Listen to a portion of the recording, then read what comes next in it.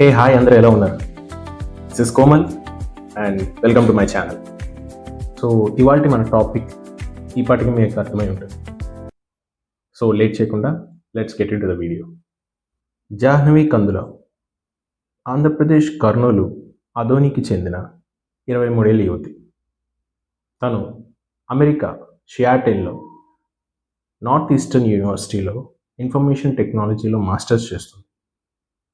జాహ్నవి షియాటిల్లో ఒక road cross చేస్తుండగా హఠాత్తుగా ఒక పోలీస్ కార్, పెట్రోలింగ్ కార్ హఠాత్తుగా వచ్చి ఆమెను ఢీకొట్టింది. దానితో అక్కడికక్కడే ఆమె మృతి చెందింది. సో ఆ టైంలో ఆ పెట్రోలింగ్ కార్ డ్రైవ్ చేస్తున్నది కెవిన్ డేవ్ అనే ఒక పోలీస్ అధికారి. ఎవరైతే ఆ పెట్రోలింగ్ కార్ని డ్రైవ్ చేస్తున్నాడో ఆ టైంలో ఎమర్జెన్సీ కాల్ వచ్చిందని చెప్పేసి almost like 40 km/h speed limit ఉన్న రోడ్డు మీద 110-120 km/h స్పీడ్తో జాహ్నవిని వెళ్ళి ఢీకొట్టడం జరిగింది. సో ఎప్పుడైతే తన అంత స్పీడ్తో ఢీకొట్టాడో all out sudden almost like 100 feet డిస్టెన్స్లో వెళ్ళి పడి అక్కడికక్కడే మృతి చెందింది. సో వెంటనే వాళ్ళిద్దరూ దిగారు, సిపిఆర్ ఇవ్వడానికి ట్రై చేశారు. But unfortunately it not happen. ఈ కేసుకి సంబంధించిన కొన్ని body camera videos and audios release అయింది. సో ఆ వీడియోలో ఏముందంటే, సో నేను పెద్ద తప్పు చేశాను, లైట్స్ ఆన్ చేశాను, సైరన్ కూడా వేశాను, కానీ తను నన్ను చూసి కూడా పరిగెట్టుకుంటా క్రాస్ చేసింది. నేను బ్రేక్ వేశాను, బట్ అన్ఫార్చునేట్లీ యాక్సిడెంట్ జరిగింది. సోషల్ మీడియాలో ఇంకొక ఆడియో రిలీజ్ అయింది. సో అదేంటంటే, నేను వాళ్ళ ఎగ్జాక్ట్లీ ఇంగ్లీష్లో ఏమన్నారో చెప్తాను. She's dead, just written a claim $8,000. She was 26 years anyway. She have limited value. అంటే తను ఆల్రెడీ చనిపోయింది. ఒక $11,000 పరిహారంగా ఇవ్వాల్సి వస్తుంది. అండ్ తను ఒక 26 years ఓల్డే. చాలా లిమిటెడ్ వాల్యూస్ ఉన్నాయి తన జీవితానికి అన్నట్టు ఒక స్టేట్మెంట్ రిలీజ్ అయింది. సో ఇనీషియల్గా అందరూ ఏమనుకున్నారంటే, ఈ ఆడియో అంతా కూడాను ఎవరైతే డ్రైవ్ చేస్తున్నారో కెవిన్ డేవ్దేమో అనుకున్నారు. బట్ ఇది యాక్చువల్గా మాట్లాడింది అయితే మాత్రం డానియల్ ఆర్ట్రాట్, ఎవరైతే తన పోలీస్ అధికారి ఉన్నారో, సో తను మాట్లాడిన మాటలు ఇవి. మనం ఇనీషియల్గా ఆ ఆడియో మనం ఏదైతే వీడియో ఉందో అది అబ్జర్వ్ చేస్తే ఎవరైతే డ్రైవ్ చేస్తున్నారో కెవిన్ డేవ్, అతనిలో పశ్చాత్తాపం మనకు కనబడింది.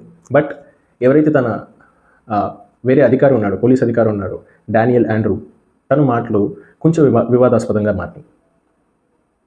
దీన్ని మనం కొంచెం డీప్గా ఆలోచిస్తే నిజంగా మానవత్వం అనేది ఇలాగే ఉంటుందా?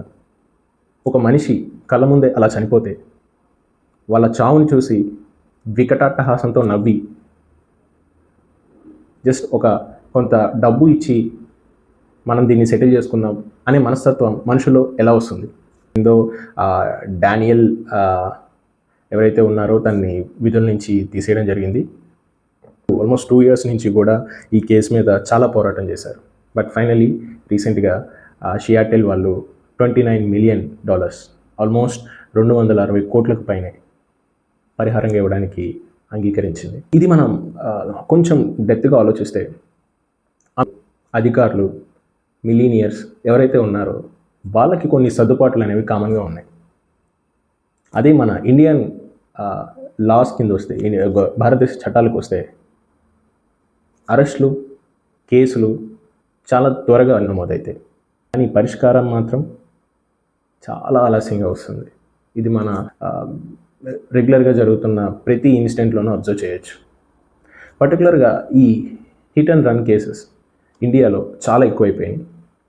ఫర్ ఎగ్జాంపుల్, రీసెంట్గా నాకు తెలిసిన మా ఊరికి సంబంధించిన ఒక రిపోర్టర్ హైదరాబాద్లో వర్క్ చేస్తున్నారు. సో వాళ్ళకి రిలేటివ్ కూడా సేమ్ ఇట్లానే హిట్ అండ్ రన్ కేసు జరిగింది. బట్ స్టిల్ వాళ్ళకి ఇంకా న్యాయం జరగలేదు.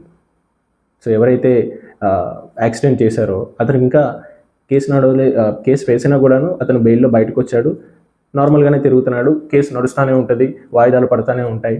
ఒక సర్టెన్ టైం వచ్చిన తర్వాత సెటిల్మెంట్కి కూర్చుంటారు, కేసు క్లోజ్ అయిపోతుంది. బట్ పోయిన ప్రాణానికి ఎవరు బాధ్యులు? ఒక చిన్న నిర్లక్ష్యం ఒక కుటుంబాన్ని రోడ్డుకి లాగేస్తుంది. Coming to the end cart, న్యాయాన్ని డబ్బుతో కొనాలా లేక బాధ్యతతో కొనాలా అనేది మనందరం ఆలోచించాలి. అండ్ నా ఎక్స్ప్లెనేషన్ కనుక మీకు నచ్చినట్టుంటే please subscribe to my channel and support me. ఇలాంటి వీడియోస్ నా దగ్గర నుంచి ఇంకా వస్తూనే ఉంటాయి. And thank you so much.